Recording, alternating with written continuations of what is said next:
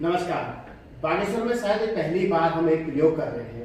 प्रयोग ऐसा जिसमें हम ये सोचेंगे कि ये तय करेंगे, ये समझने की कोशिश करेंगे कि चुनाव परिणाम जो आए हैं उनमें कौन से मुद्दे हावी रहे हैं और किन मुद्दों को जनता ने पसंद किया है, किन मुद्दे ऐसे कौन से मुद्दे थे जिन पे जनता प्रभाव नहीं पड़ रहा है। हमारे साथ चर्चा में हैं राजकुमार परिहार जी और साथ में है प्रमोद मेहता जी, वरिष्ठ पत्रकार रमेश के सर और वरिष्ठ नागरिक मंच से 3 सहयोगी हमारे साथ हैं और पत्रकार जगदीश उपाध्याय और मैं संतोष कुमार। वरिष्ठ नागरिक मंच के 3 सहयोगियों के नाम भी बता देते हैं। वो नहीं जानता बता। वरिष्ठ नागरिक मंच के आप कह रहे तो क्योंकि परिचय के मोहताज तो है नहीं, दिलीप सिंह खेतवाल जी हैं और अध्यक्ष शायद वरिष्ठ उपाध्यक्ष बालादत्त तिवारी जी हैं, सचिव हैं और इंद्र सिंह परिहार उपाध्यक्ष। तो औपचारिकता थी क्योंकि यहाँ पर सब लोग आपस में एक दूसरे से परिचित हैं। हमारा मकसद यहाँ पर चर्चा करने का ये है कि जो चुनाव हुआ किन मुद्दों को जनता ने पसंद किया और क्या जो जीते हैं ये वो इतने अच्छे थे कि उनको वोट मिले और जो हारे हैं क्या वो नकारात्मक थे। तो चर्चा की शुरुआत करते हैं राजकुमार परिहार जी से। क्या मानते हैं कौन से मुद्दे हावी हैं?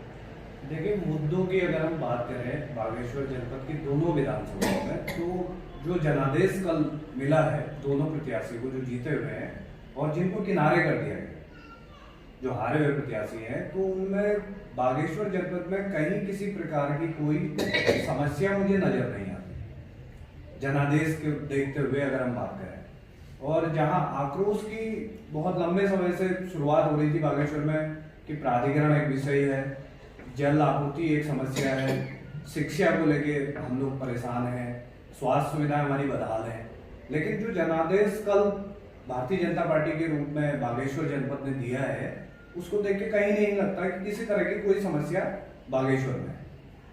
बाकी वरिष्ठ जन है, इस पर अधिक चर्चा हम आगे। देखिए, मुद्दे कई थे।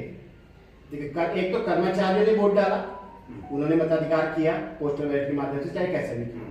दूसरा, आम जनता, हम और आप जो अपना व्यवसाय करते थे या फिर कुछ और काम करते हैं, छोटे मोटे जो भी है। पोस्टल बैलेट का जो अंतर है बहुत ज्यादा अंतर नहीं है। आपका पेंशन का मुद्दा था, प्राधिकरण का मुद्दा था, तो कई तरह के ऐसे मुद्दे थे, लेकिन पोस्टल में वो नजर नहीं आया, वो आक्रोश नजर नहीं आया। तो मेहता जी, आप लगातार संघर्ष कर रहे थे प्राधिकरण को, बागेश्वर के विकास को लेकर के, क्या वो इसमें नजर नहीं आना चाहिए था? नहीं, वही ना, बड़ा दुर्भाग्यपूर्ण है। मैं तो ये कहूंगा कि बड़े मुद्दों की जो है छोटे जो स्थानीय क्षेत्रीय मुद्दे हैं उन पर जीत हुई है। ये तो मैं देख रहा हूँ कि बड़े मुद्दों की जीत हुई है स्थानीय मुद्दों पर। मतलब जनता भी ये चाहती है कि 5 साल तो इन मुद्दों पर संघर्ष किया जाए, मतलब कोई ना कोई अगुवा बन के इनका संघर्ष करे। और जब बात आए जनता को उसका क्रेडिट देने की, तो जनता उस समय ऐसे प्रत्याशियों को नकार रही है जो 5 साल से उनके साथ खड़ा है। मतलब ये बड़ा दुर्भाग्यपूर्ण है। ऐसा नहीं है कि मतलब आप देखिए बागेश्वर के ही अगर आप स्थानीय मुद्दों को देखिए, फिर प्राधिकरण है, सीवर लाइन है, एनपीएस ओपीएस का मुद्दा रहा है कर्मचारियों के बीच में, पोस्टल बैलेट में अंतर देख लीजिए आप। भाई, बड़ा दुर्भाग्यपूर्ण है कि एनपीएस ओपीएस से हमको कोई फर्क नहीं पड़ता, लेकिन हम एनपीएस ओपीएस में कर्मचारियों के साथ खड़े होते हैं कि भाई क्यों एक कर्मचारी जो इतने जीवन भर अपनी सर्विस करता है उसके बाद वो घर आता है, क्यों वो बाजार के हिसाब से उसको उसका जो पेंशन है उसके हिसाब से तय की जाए। तो लेकिन चुनाव परिणामों में ऐसा कहीं दिख नहीं रहा है, तो ये दुर्भाग्यपूर्ण है। तो आप अगर एनपीएस वाले मुद्दे पर इन सरकारी कर्मचारी या इस सिस्टम के साथ खड़े होते हैं तो उन्होंने तो खुद वहां वोट दिया ही नहीं है। हाँ, तो वही हम कह रहे हैं ना कि मतलब ये देखिए कि ये बड़े जो मुद्दे हैं, एक तो बीजेपी का जो संगठन है भाई उसकी काबिलियत माननी पड़ेगी कि उन्होंने अपनी बात को जिस ढंग से प्रचारित किया, तो उसमें विपक्षी कहीं ना कहीं कमजोर है। मतलब उसके संगठन ने अपनी छोटी सी बात को भी बहुत दृढ़ उसमें प्रचारित किया है। तुरंत ये मान लिया जाए कि कल के दिन में आप 4 साढ़े 4 साल तक जनता के बीच रहते हैं, संघर्ष करते हैं, उनके हर सुख दुख में साथ रहते हैं, लेकिन लास्ट में तो कोई ऐसा गेम पलट जाता है, गेम चेंजर के रूप में आ जाता है, तो सारी बाजी आपकी पलट देता है। नहीं, तो वही मैं कह रहा हूँ कि ऐसे में जनता की आवाज उठाने वाला या जन सरोकारों की बात करने वाला वो कैसे राजनीति करेगा? ये काफी दुर्भाग्यपूर्ण है कि मतलब अगर बड़े मुद्दे हमारी स्थानीय समस्याओं को ठीक इलेक्शन के टाइम पे हम अपने जनप्रतिनिधि का आकलन करते हैं, एक मौका जनता के पास आता है कि ठीक है ये जनप्रतिनिधि अगर इतने सालों से हमारी समस्याएं बदस्तूर जारी हैं तो इस समय एक आकलन का समय था, जनता उसको वो देती है, रेटिंग करती है। तो उस समय जनता बड़े मुद्दों से भ्रमित होकर अगर क्षेत्रीय मुद्दों को भूल जा रही है, तो ये तो अपने आप में सोचनीय विषय है। कैसे राजनीति होगी, कैसे लोग जनता की आवाज उठा पाएंगे? और जब ऐसे रिजल्ट उनके सामने है, भाई आप कपकोट में ही देख लीजिए, कपकोट में अगर 10 साल तक जनता के बीच में रहने वाला आदमी अगर 10 दिन पहले आए हुआ आदमी उसको नकार दे, तो फिर ये तो वहां की जनता को सोचना चाहिए ना। अब हम किसी दलगत भावना से बात नहीं कर रहे। भाई देखिए, आप हमने पूर्व में भी नैनीताल के उसमें सोशल मीडिया के माध्यम से पोस्ट किया कि उस समय एनडी तिवारी जी को हरा के जो छाती चौड़ी करते थे कि हमने एनडी तिवारी को हरा दिया, अगर एनडी तिवारी उस समय नहीं हारे होते तो क्या हमारे नॉर्थ को क्या प्राइम मिनिस्टर नहीं मिलता? भाई आज वही लाल कुआं से हरीश रावत को हरा के, तो वहां पे भी यही सोचने विषय है कि भाई नैनीताल और उधम सिंह नगर लगी हुई दोनों जिलों को उसका प्रभाव कहीं ना कहीं दिखता। आज कुछ भी है, चाहे हम एक व्यक्ति विशेष या दल की बात नहीं करें, हरीश रावत जी की अगर आप स्टेटमेंट देखें कि संविदा कर्मी है उनको नियमित करने की बात रही हो, या उनके मुख्यमंत्रित्व काल में पीडब्ल्यूडी की रोडों को जो मेंटेन करते थे, गैंगमेट, बेलदार, वर्क एजेंट जो हुआ करते थे किसी जमाने में, उनको आउटसोर्सिंग के माध्यम से भर्ती करने की बात रही हो, कि मतलब आज वर्ल्ड बैंक, नाबार्ड, एडीबी से जम के पैसा आ रहा है और रोडें वॉश आउट हो रही है, किसी को इसकी चिंता नहीं है कि क्यों हो रही। जो हमारे छोटा जो एम्प्लॉय होता था, गैंगमेट, बेलदार, वर्क एजेंट, जो उसको साल भर पनकट्टे बनाते थे, नालियां साफ करते थे, उस रोड को बचाते थे बारिश के पानी से या दीवारों को बचाते थे, वो स्टाफ ही नहीं है। मतलब कुल मिला के ये देखा जाए कि चुनाव में जो मुद्दे हावी हुए हैं वो क्षेत्रीय जो मुझे समस्या थी 4 साल तक, वो चुनाव में सॉल्व हो गई, सब सॉल्व। मैं जिन मुद्दों को लेकर के साल में सड़कों पर उतरता था, मैं जिस जो खबर बनाता था, एज ए पत्रकार में जब खबर बनाता था, तो आज मुझे लगता है कि उस आवाम को पेंशन भी मिल गई है, उस कर्मचारी को उनका एमपीएस भी मिल गया है, उनके बच्चे भी नौकरी पर लग गए हैं, सब कुछ हो गया है। परिणाम के बाद तो यही चीजें निकल के आएंगी ना, सारी चीजें। परिणाम से तो यही समस्या नहीं, देखिए कोई समस्या नहीं है। मतलब जनता ने एक तरफ से इनको सर्टिफिकेट दे दिया कि आप सही हो, आप एकदम जो आज तक आपने किया है वो सही है। वरना आप देखिए कि मतलब जो परिपाटी की जो नजीरबंदी, हम तो उस बात को भी, जो सरकारी महकमों में काम कराने के एवज में जो चल रही है व्यवस्था, जो इन 6 महीनों में या साल भर के अंदर जो मतलब एकदम मतलब अपने बृहद स्वरूप को ले चुकी है कि मतलब कोई पैमाना ही नहीं है। अगर ये नजीर, अगर ये एक्सेप्ट की जाती है, तो फिर इससे आगे अगला माइलस्टोन फिर इससे आगे का तय होगा। अब आने वाले समय में देखिए, आज हम जो चर्चा कर रहे हैं वो चर्चा कोई किसी को आरोप प्रत्यारोप के लिए नहीं है, हम सबको बोलना है और निष्पक्ष रूप से ये बोलना है कि आने वाली पीढ़ी ये तो देखे कि अगला चुनाव, अगर मैं चुनाव लड़ना चाहता हूँ तो क्या जो एक खर्चा हुआ है, जो ये जिस आचार संहिता के दौरान जो माहौल पैदा हुआ है, क्या उस परिस्थिति में हम क्या चुनाव लड़ सकते हैं या सोच सकते हैं? क्या सोचते हैं आप किशन जी? नहीं, तो मैं पहले तो मुद्दों पर आ जाऊँ। मुद्दों पर आपने बात की थी, उसको ख़त्म करते हैं। राजनीतिक दल बहुत शातिर होते हैं। भारतीय जनता पार्टी, कांग्रेस, ये 2 राजनीतिक दल हैं और एक क्षेत्रीय दल के रूप में आम आदमी पार्टी स्थापित होगी देश के अंदर, कम शातिर वोट भी नहीं है। इन तीनों राजनीतिक दलों की एक जो बड़ी खूबी रही, ये रही कि वो जनता के मुद्दों को गौर करके अपने मुद्दे जनता के ऊपर थोपते हैं। भारतीय जनता पार्टी का मुद्दा क्या है? राम, रहीम, मुसलमान, जिन्ना, है ना। अच्छा, कांग्रेस के साथ बड़ी दुर्भाग्यपूर्ण रहा है इस बार। हम भी ये चाह रहे थे कि कांग्रेस कुछ मुद्दे सामने लाएगी, तो कांग्रेस कौन सा मुद्दा सामने लाएगी? 4 धाम 4 काम, यानी भारतीय जनता पार्टी के जो पिच है, धर्म की पिच, जाति की पिच, आपने कहा हम आप ही की बीच में आगे खेलेंगे, मैच करेंगे, ठीक है ना। तो दूसरा मुद्दे की जहाँ तक आप बात करते हैं तो मुद्दे 2 प्रकार के होते हैं। एक तो जनता के मुद्दे, अच्छा हम जो लड़ते हैं, प्राधिकरण का मुद्दा, दूसरा मुद्दा व्यय का मुद्दा, व्यय का मुद्दा, ये छोटे छोटे मुद्दे हैं जो छोटे छोटे पैच को प्रभावित करते हैं। और जब चुनाव आता है तो छोटे मुद्दे अपने आप ही कौन हो जाते हैं, बड़ा जो मुद्दा होता है जिसको कि भारतीय जनता पार्टी और कांग्रेस नहीं बनने देती है, आम आदमी पार्टी नहीं बनने देती है, वो मुद्दा जो प्रभावित होना चाहिए था प्रभावित। आपको मैं बताऊं कि एक बहुत लंबा दौर हमने उत्तराखंड में देखा, मुद्दे का दौर देखा कि राज्य आंदोलन के नाम पर वोट पड़ता था, राज्य आंदोलन के नाम पर। उसमें काशी सिंह 9,1000 वोट से हारते थे पार्लियामेंट का चुनाव। उसमें क्या कहते हैं, क्षेत्रीय दल सामने आता था, तो वो एक बृहद मुद्दा था जो सब कुछ होता था। अभी चालाकी क्या हो रही है, इनके मुद्दे हमारे छोटे मुद्दों को दबा दे रहे हैं, कहीं दफन कर दे रहे हैं इनके मुद्दे। और यहाँ कमी किसकी है? देखिए, मीडिया का बहुत बड़ा रोल जो एक हिंदुस्तान की राजनीति को सतत रूप से चलाने का होता था, उस रोल से मीडिया भागी है। क्यों भागी? क्योंकि राष्ट्रीय मीडिया पर तो कब्जा हो गया सरमाएदारों का, उन पूंजीपतियों का कब्जा हो गया जो अपने पूंजी के बल पर सत्ता स्थापित करना चाहते हैं, उनका कब्जा हो गया। तो वो वही बोलेंगे जो पूंजी का घराना बनवाना चाहेगा। जो हम छोटा मीडिया था, तो छोटा मीडिया हिमालय केसर हो गया, आपका अखबार हो गया, दूसरा तीसरा, हम अपनी भूमिका से कहाँ भागे? हम छोटे मुद्दों पर तो चिपके रहे, हमने 3 अंक लगातार छाप दिए था प्राधिकरण को लेकर। लेकिन जो एक बड़ा मुद्दा था, कौन सा मुद्दा था? देखिए, उत्तराखंड में आज भी सबसे बड़ा मुद्दा वन संरक्षण अधिनियम 1980 है। उत्तराखंड में आज भी सबसे बड़ा, देखिए हम बात के मुद्दे पर तो आए, लेकिन हमने वन्य जीव संरक्षण अधिनियम को मुद्दा नहीं बनाया। तो हम यही तो हम कह रहे हैं, सुनिए, यही तो हम कह रहे हैं, हम थोड़ा सा किनारे जा रहे हैं। हम यही कह रहे हैं कि कल के दिन में जो प्राधिकरण में 3 लोगों की मौत हो जाती है, वो क्यों नहीं मुद्दा बना? एक मिनट, क्या वो आदमी भूल गया क्या? किसने बनाया था मुद्दा किसने बनाया? प्राधिकरण ने, जब प्राधिकरण ने मुद्दा बनाया उन चीजों को, किसने? देखिए मुद्दे कौन बनाता है? मुद्दे उठते हैं, आम जनता बनाती है। जब देखो जनता के बीच से मुद्दे निकलते हैं, उनको हवा देता है मीडिया।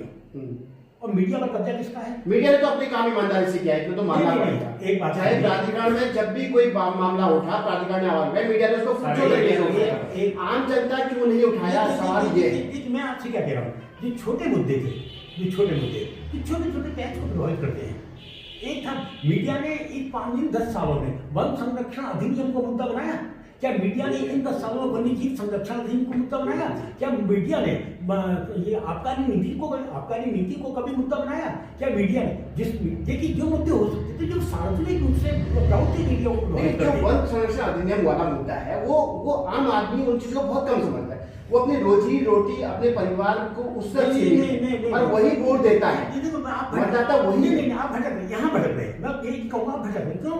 मैंने कहा ना कि छोटे मीडिया कितना चला गया, राजनीति बड़ी पॉलिटिकल पार्टी बहुत चला गई, उनका छोटा मुद्दा है, चल दो, क्योंकि एक छोटे से कार्य को प्रभावित करता है। जब आप प्राधिकरण की बात करते हैं तो वो एक छोटे से नगर को प्रभावित कर रहा था। हम जानते थे कि अल्मोड़ी को भी करना सबको, लेकिन तो एक छोटा था।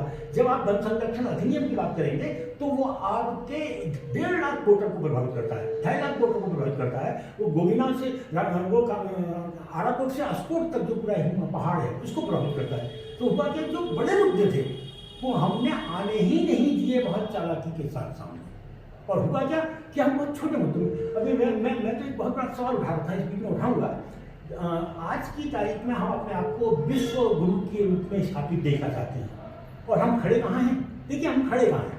हम आज भी मुफ्त के राशन से सत्ता जीतने की हिम्मत रखते हैं। जिस देश में मुफ्त के राशन से सत्ता में पहुंचने का रास्ता खुलता हो, वो देश विकसित और विकासशील देशों की श्रेणी में कहाँ खड़ा है? ये मीडिया ने इस बात को आज तक नहीं। ये बड़े मुद्दे हैं, ये देखिए मीडिया में जो बड़े मुद्दे हैं जो विधानसभा में कम से कम नहीं होते हैं। ये होते।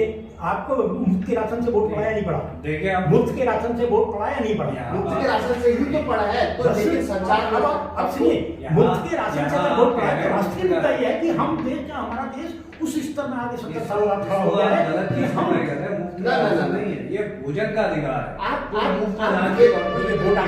वोट जो आपको वोट पड़ा है, जो माहौल बनाया, भाजपा ने जो माहौल बनाया, वो यही माहौल बनाया कि हम मुफ्त में दे, मुफ्त की वैक्सीन, मुफ्त का राशन, भाजपा ने माहौल बनाया। आप ये आपकी बात से मैं सहमत इसलिए नहीं हूँ, थोड़ा सा इस आज हम जो चर्चा कर रहे हैं, 4.5 साल तक आप भी समीक्षा कर रहे थे, हम भी समीक्षा कर रहे थे कपकोट। अगर हम कपकोट की बात करें, 4.5 साल तक ये माना जा रहा था कि ललित परसवाड़, मैं नाम लेके कहूँगा, ललित परसवाड़ 4.5 साल तक हर किसी के मरने में जन्म से लेकर घाट तक रसोई तक पहुंचा था। तो क्या कारण था कि वोट का अंतर 5,000 हो गया? अचानक ऐसे बागेश्वर में सलमान गांधी विधायक के खिलाफ पूरा माहौल बना हुआ था। लोगों ने खुलेआम बागेश्वर में ये कह दिया था बाजार में कि हम वोट नहीं देंगे मुंह के सामने। क्या कारण था कि वो 10,000, 11,000, 12,000 वोट से आगे थे? छोटा सा, देखिए छोटा सा, आपने ललित वाली बात कही, निश्चित रूप से ललित हो गया और ऐठानी जी हो गए, ये दोनों लोग 5 साल से दिन रात काम कर रहे थे। तो एक हफ्ते में क्या हो गया ऐसा जो माहौल बदल गया? एक मिनट, ये दिन रात जो काम कर रहे थे, ये दिन रात जो काम कर रहे थे, जनता के बीच में बने रहने के लिए कर रहे थे, लेकिन वो चुनावी दौर नहीं था। चुनाव की जो हवा बनती है, जो उष्मा बनती है, जिसमें उसमें उड़ना है, वो दौर अपने आप बनता है। उसमें क्या था, मेरे को आश्चर्य हुआ जब मैं गाँव गया, उन्होंने कहा साहब मेरे को तो मुफ्त का राशन मिल रहा है, मुफ्त का राशन। देखिए किसने माहौल बनाया था मुफ्त का राशन का? और मैं जानता था कि भारत के हर नागरिक को राइट टू फूड मिला हुआ है, भोजन का अधिकार का कानून है, मैं इस बात को जानता हूँ, मैंने कहा कहीं है, लेकिन भोजन के अधिकार के कानून की जानकारी ग्राउंड लेवल पर आम आदमी को नहीं थी। लेकिन आम आदमी को था कि मेरे कंट्रोल की दुकान में राशन पहुंचाया जा रहा है, और कौन पहुंचा रहे, अभी कौन पहुंचा रहा है, तो सरकार पहुंचा रही नहीं था। वहाँ आश्चर्य क्या था कि सरकार नहीं पहुंचा रही, मोदी जी पहुंचा रहे। ये राशन के मुद्दे में खेतवाल जी आपसे जानना चाहता हूँ, क्योंकि आप वरिष्ठ नागरिक मंच से हैं और जगह जगह जाते हो, और सिर्फ व्यवसायी भी हैं, रोजगार आपने काफी लोगों को दिया हुआ। समस्या क्या है? मैं फिर वही अपने सवाल पर लौटता हूँ। अब 4.5 साल तक आपको सब कुछ मिला, आप संघर्ष करते रहे, सारे प्रतिनिधि अपने मौके पर थे। मुद्दे की क्या हमने 4 साल तक आपको राशन दिया कि आप एक हफ्ते में सब कुछ भूल गए? मुद्दा वो है, मुद्दा आपने किस आधार पर वोट दिया? अब मुद्दे की बात आ रही है। पत्रकार महोदय आप भी हैं, ये सब पत्रकार हैं। मुद्दे की बात आ रही है, मुद्दा क्या है ये तो किसको पता, मुद्दे की तो बात ही नहीं होती। हम किसी का मुर्दा भूखे, किसी के मंदिर में खाना खाने जाए या किसी की बारात में जाए, ये कोई राजनीतिक का क्राइटेरिया नहीं है।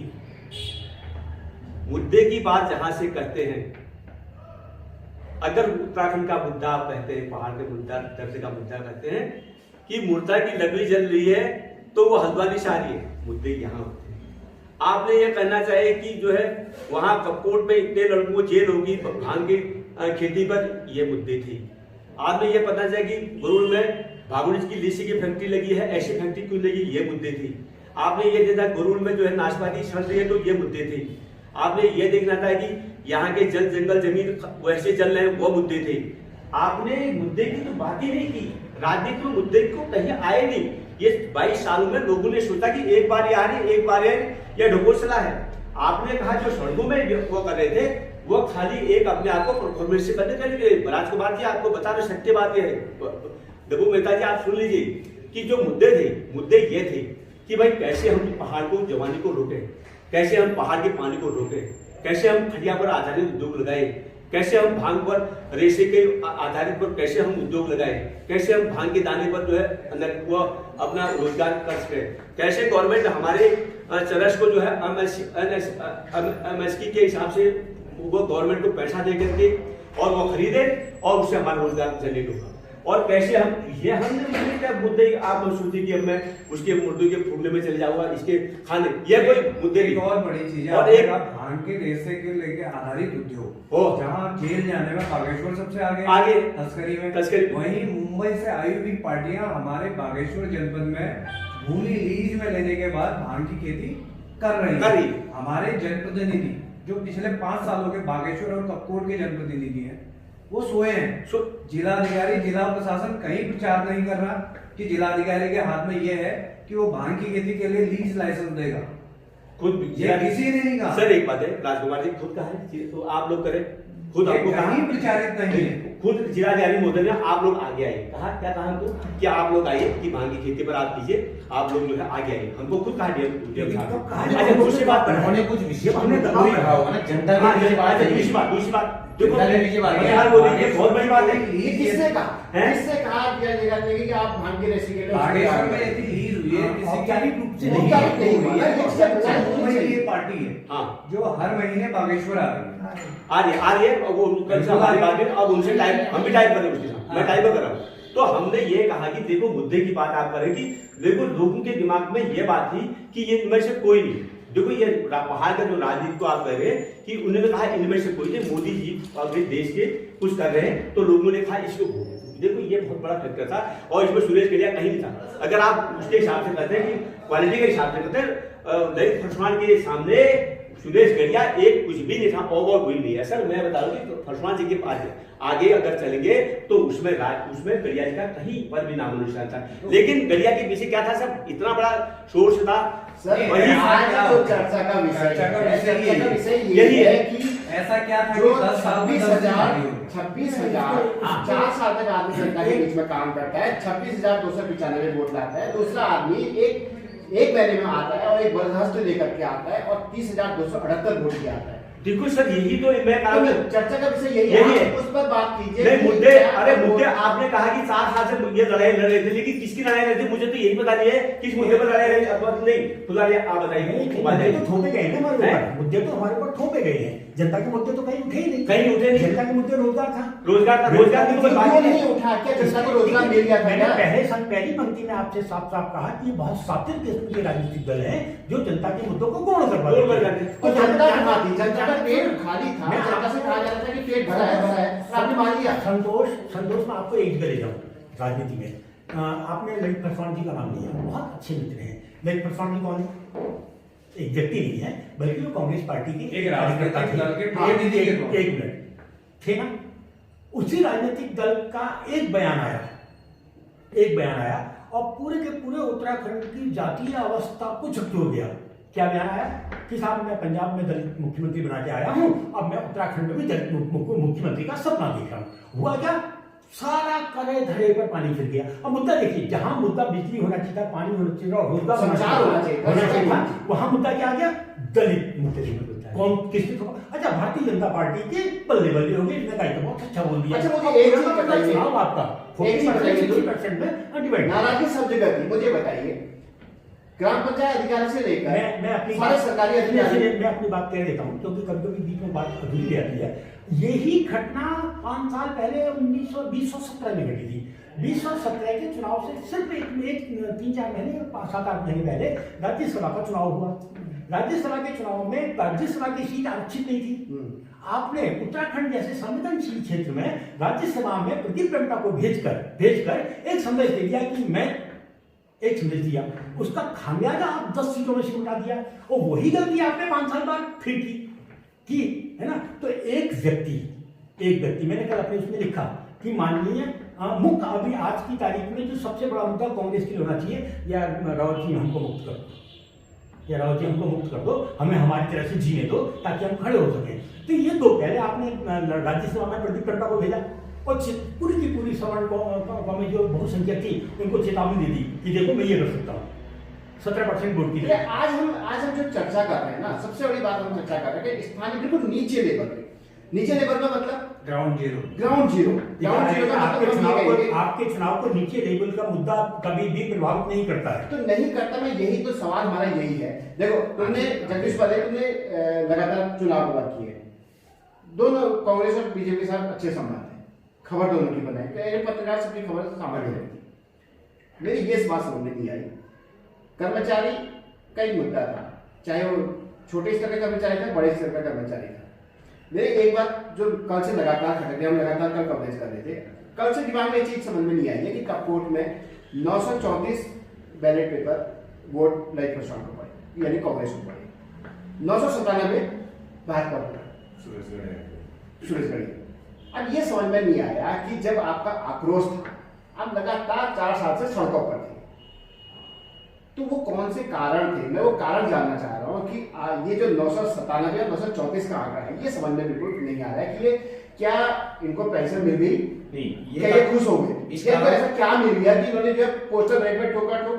नहीं, इस कारण को तो मैं इस तरीके से साबित कर सकता हूँ आगे सर। मैं असल में इस पोस्टल बैलेट में भी एक परेशानी ये है कि इसमें आधे जो पोस्टल बैलेट है वो केंद्रीय कर्मचारी की, मतलब कि हमारे आर्मी के जवानों या इंजीनियर है, और उनका जो प्रत्यक्ष वोट है वो साफ तौर पे दिखता है बीजेपी के पक्ष में गया है, और लोकल जो कर्मचारी है उनका वोट यहाँ गया है क्योंकि उनका विरोध था। हाँ, ये नहीं कहूंगा कि पूरी तरह गया होगा, इससे साबित होता है कि वो लोग भी वोट नहीं दिए हैं, वो भी बटे हुए थे। आंदोलन तो साथ कर रहे हैं, चाहिए तो उनको पेंशन, लेकिन जब बात आती है राजनीतिक दल चुनने की, तब वो अपने अपने तरीके से अपने दल को चुन लेते हैं, और शायद उनका भी अपना अपना एक प्रत्यक्ष रूप से जुड़ाव भी होता है। तो उस जुड़ाव को मेरे को देखा, क्योंकि मैं जब कवर करता हूँ तो मैं देखता हूँ कहीं शिक्षकों में या कहीं आंदोलनकारियों में दिखता है कि जुड़ाव दिखता है। एक बार हमको जो ऊपर वाला आंदोलन कार्यक्रम कर रहे थे वहां दिख रहा था, जैसे आप भी थे, वो लोग कुछ लोग अपने आप को उस पार्टी से जोड़ रहे थे और कुछ लोग अपने से जोड़ रहे थे। तो आंदोलन वहां पे उनका सक्सेस नहीं है, वो केवल दिखावा ये मान सकते हैं कि आंदोलन कर रहे हैं। लेकिन राजस्थान की गवर्नमेंट ने जब ये आंदोलन ने वो अपने वहां पास किया, उसके बाद हिमाचल में अभी उछला है और शायद अब ये उत्तराखंड में भी उछलेगा, लेकिन इससे यहाँ की राजनीति पे कोई फर्क नहीं पड़ता हुआ हमको दिख नहीं रहा है, मुझे ये लगता है। अच्छा, चलो एक पोस्टल बैलेट में तो आपने केंद्रीय कर्मचारी वाला मामला, पोस्टल बैलेट जो है कुल वोट का कितना प्रतिशत? ये तो हम आंकड़े जो हमारे पास, एक पोस्टल बैलेट कितना पड़ा? ये पड़ा है 1600 किसको? टोटल 1600 माना 2000 मेरे ख्याल से 3,117 बागेश्वर में पड़ा है। बागेश्वर का टोटल 3,117 टोटल वोट कितना है? 1 लाख समथिंग कितना परसेंट हुआ है? और हम सब जानते हैं ये प्रतिशत राजनीति में प्रभावित नहीं करेगा, बिल्कुल। इसलिए हम तो प्रभावित वाली बात नहीं कर रहे। इसको प्रभावित वाली बात नहीं बात है आंदोलन के हिसाब आंदोलन के से। हिसाब से अगर आपका आक्रोश था तो यहाँ जनता क्यों नहीं है? वो जन आंदोलन नहीं था। जो एनपीएस वाला मामला ये वाला था, ये मामला 2005 के बाद जो नियुक्त कर्मचारी हुए उनके लिए उनके लिए उनके लिए अभी तो 2005 से पहले जो ले रहे हैं पेंशन दे रहे हैं, उनकी तो वोट आ जाएगी। उनकी वोट है, उनकी वोट है। एनपीएस वालों के वोट में जाएंगी, ये संभव नहीं है। हम ये कह भी नहीं रहे, हम कह रहे हैं कि 100 लोगों के पेट में खाना नहीं है। तो वो उन्होंने चुनाव में क्यों नहीं कहा कि उन 100 लोगों में से 99 ने क्यों नहीं कहा कि मेरे पेट में कौन खाना सा नहीं है? ऐसा बैनर था जिसमें आगे वो कहता? देखिए चालाकी क्या है राजनीतिक यही तो देखिए, था, उनके पास देखिए, वोट की मैं- तारीख थी ना, चुनाव वहाँ दिखना चाहिए था वो देखिए चीज़। देखिए जब आप चुनाव लड़ते हैं तो उस समय एक मैदान होता है। कौन सा ऐसा मैदान था जिसको हम जनता का मैदान कहते हैं? वोट मत का मैदान था आपके पास, जनता मताधिकार चुनाव था। जनता के आप मैदान दिखाते में उसमें। आज तक चुनाव जनता के मैदान में नहीं हुए। चुनाव में भाजपा अपना मैदान बनाती है, कांग्रेस अपना बनाती है, सपा अपना बनाती है, बसपा अपना बनाती तो है। इसका मतलब जब वोट की बात आई तो आप भाजपा ही हो गए, आप कर्मचारी नहीं। यही थे। आप भाजपा ही हो गए, यही आप था। कांग्रेसी हो गए। जब यही वोटिंग था। की बात आई तब आप सरकार के हो गए, सरकार हो और गए। जब आंदोलन की बात आई तब आप विपक्ष तब के आप बारे में बात विपक्ष करें। समस्या के साथ खड़े थे। तो फिर आम जनता से आप उम्मीद क्यों करते हो कि आप हमारे साथ खड़े होंगे? कौन सी आम जनता? एक बात बताइए, आम जनता कब कर्मचारियों के साथ खड़ी रही? पत्रकारों आज तक देखिए, ने वही खबर उनकी भी उठाई, आपकी भी उठाई, उन्हें भी उठाई। आप पत्रकार को आम जनता मत कहें। पत्रकार का पेट खबर के से ही भरता है और उसको खबर चाहिए वो आम जनता की हो या किसी की। राणा जी, मेरी जो समझ में आया है,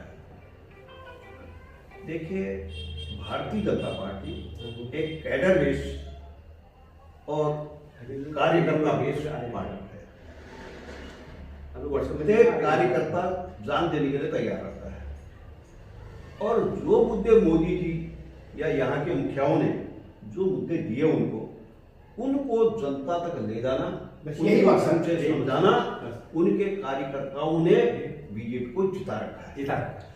कांग्रेस या अन्य पार्टी में केवल नेता तो थे लेकिन कार्यकर्ता कहीं पर नहीं थे।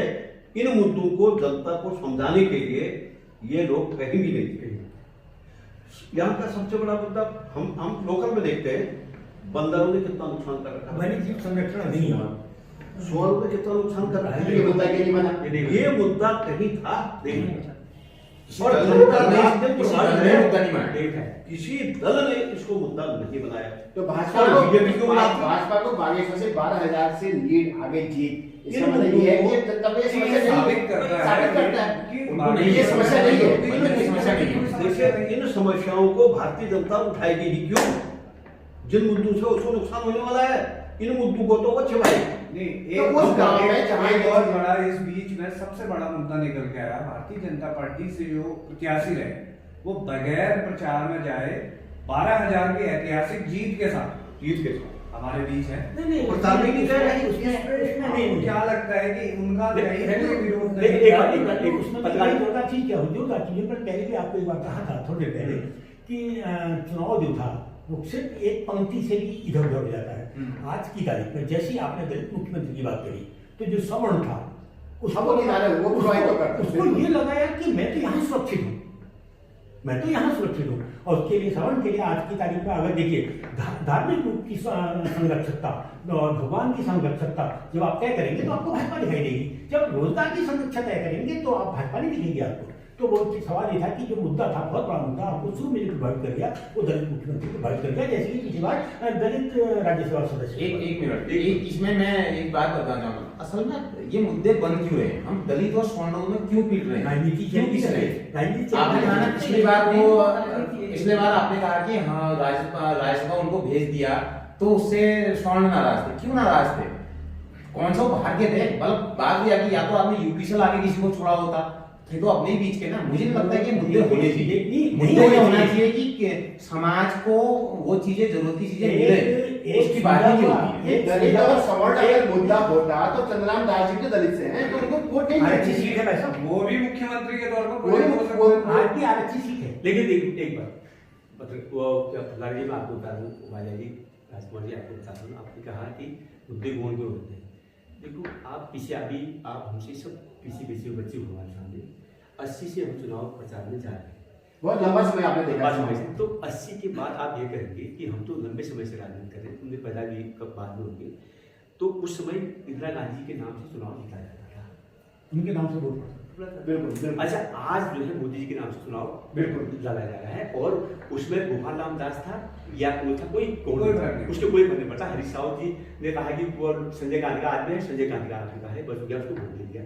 और मुरली मनोहर जोशी इतना बड़ा बुद्धिमान, हार जाता था। वो तो हार गई। मैं आपको बता रहा वीडी मोहम्मद इतने महान 82 में आप भाई सांसद 80 में सर एक बात है, आप 80 में वैज्ञानिक जो चौक बाजार में डीडी बंसी ने जो भाषण दिया था, जन लेकर जमीन पर रो गए थे लोग। ना आपके बच्चे हैं, हमने वो भाषण देखा, डीडी बंसी रो गए थे उसमें, उन्हें जो भाषण दिया रो गए लोग। नहीं, जैसे कि आज बागेश्वर विधानसभा, दोनों विधानसभा विधानसभा परिणाम आए आए। तो उसके अनुरूप आप क्या कहना चाहेंगे कि बागेश्वर की जनता को समस्याओं के लिए मुद्दे इस उठाने तरीके के एक चीज मैं आता हूँ, सुनिए, हाँ। सुनिए। इस देश का दुर्भाग्य देखिए आप, हाँ 130 करोड़ की जनसंख्या का देश है, मोदी खुले मंच से कह रहा है 80 करोड़ लोगों को हम खाना खिला रहे हैं, बस खाना खिला रहे हैं, ये 2 है साल नहीं है। जी तो दूसरी चीज क्या है, यहाँ पर मैंने तो नहीं सुना, लोग बताते हैं, हम तो इनको क्या जानते हैं, मोदी को जानते मोदी हैं। गांधी रास्ता दे रहे हैं।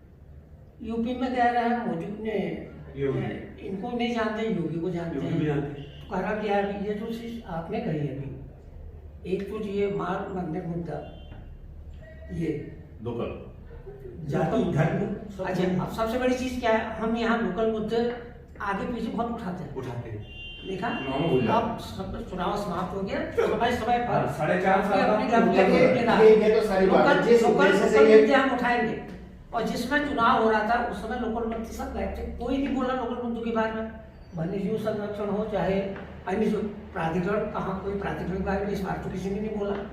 उससे आगे पीछे तो प्राधिकरण का बहुत बड़ा आंदोलन भी होता है, क्योंकि मुझे सर एक चीज मेरे समझ में नहीं आई। तो आज हम चर्चा इस बात पे भी हमारा चर्चा का टॉपिक था, जिससे हमने पहले भी बात की कि हम उन बातों पर बात करेंगे जो खुल के नहीं आया।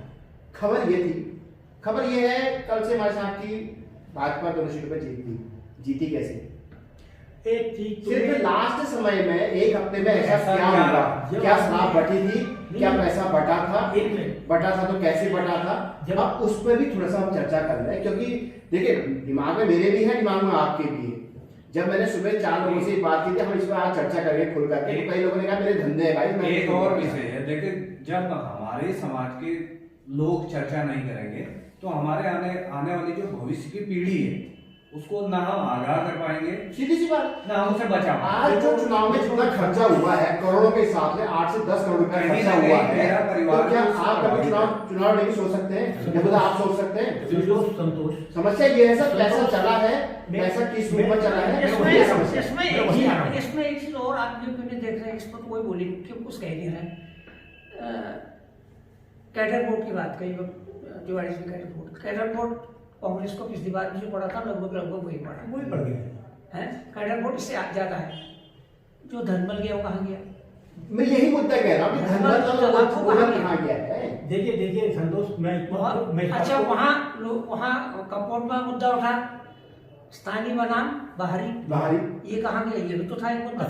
असर करा बस आज हम इन्हीं मुद्दों पर चर्चा करने के लिए भाई मुद्दे ये है, ये हमारा मुद्दा नहीं है कि मोदी ने क्या कहा, योगी ने क्या कहा। हमारा मुद्दा ये है कि कैसे आखिर जी 4.5 साल तक आप नहीं, उन्होंने क्या नहीं किया, सुने मतदान एक हफ्ते में ऐसा क्या हो गया? उन्होंने क्या नहीं किया, इसका बहुत असर पड़ा है। ये क्यों बोल रहे यार? तो असर तो पहले भी पड़ना चाहिए था, जब मतदान हुआ है उसके एक हफ्ता पहले भी ये चीज असर होनी चाहिए थी। जब से इन्होंने क्यों नहीं असर हुआ?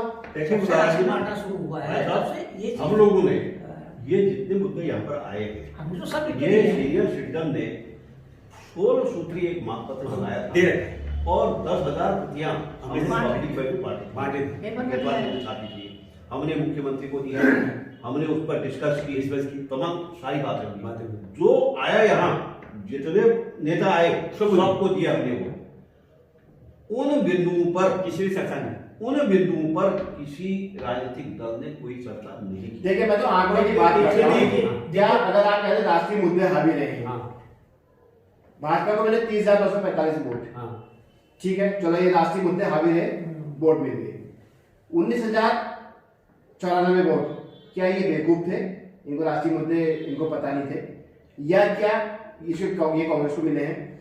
15,768 आपको मिले हैं, क्या ये राष्ट्रीय मुद्दे, ये क्या बेवकूफ थे? इन्होंने यहाँ वोट क्यों दिए? इनको क्या खाना नहीं मिल रहा था? नहीं इनको भी तो खाना मिल रहा था। सर इनको भी मिल रहा तो है। इनको लोगों ने वोट क्यों दिया नहीं? सुनिए, वोट में हर आदमी का जो मिजाज होता है एक जैसा नहीं होता है। तो 15,000 कौन थे, मैं ये जानना चाहता हूँ। 19,000 और 15,000 कौन सुन लोग थे? लो सुन लो सुन लो, मैं एक छोटा सा धंधा बागेश्वर में चलता है, छोटा सा धंधा, खड़िया का धंधा। खड़िया की एक लीज पास कराने के लिए कितना रुपया चाहिए आज की तारीख में?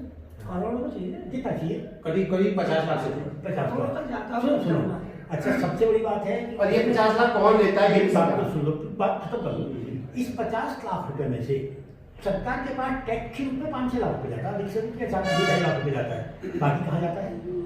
50 लाख में से कहाँ जाता है? एक तो सवाल। सीधे बताइए ना कहाँ जाता है। मैं ये या तो मैं चर्चा ये सीधे बताइए मैं कहाँ आपको जाता है। ले जा रहा हूँ, मैं आपको ले जा रहा हूँ।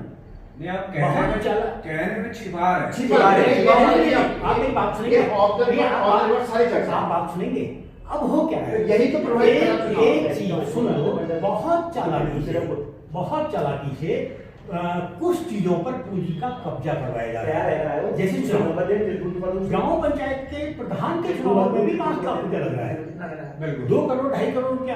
तो बहुत चालाकी से पूंजी का कब्जा करवाया जा रहा है आपके बड़े उद्योगों पर, ताकि आम आदमी, आम सोचने वाला, कहीं ना आम कहीं- समझने वाला, कहीं ना ताकि कहीं प्रमोद लोकतंत्र में भी पूंजीपति को कैसे कह सकते एक हैं? मिनट, ताकि भाई हमने कहा ये अच्छा काम कर रहा है और अच्छा सोचता है, हम इसको विधायक बनाते हैं। वो स्थिति आज नहीं रही, क्यों नहीं रही? फिर हम इससे पूछेंगे 2 करोड़ है, क्योंकि इन्होंने बहुत चालाकी से भारतीय जनता, हमारी जो राजनीति राष्ट्रीय दल है, जिन्होंने राज्यों की प्रभु सत्ताओं को नोच के खत्म कर दिया है, वो चाहे कांग्रेस हो चाहे भारतीय जनता पार्टी हो, ये जानते हैं कि जिस दिन क्या कहते हैं पूंजी का वर्चस्व खत्म हो जाएगा तो हमारा वर्चस्व खत्म हो जाएगा। तो अपने वर्चस्व को बचाए रखने के लिए इन्होंने कुछ चीजों को बहुत महंगा कर दिया।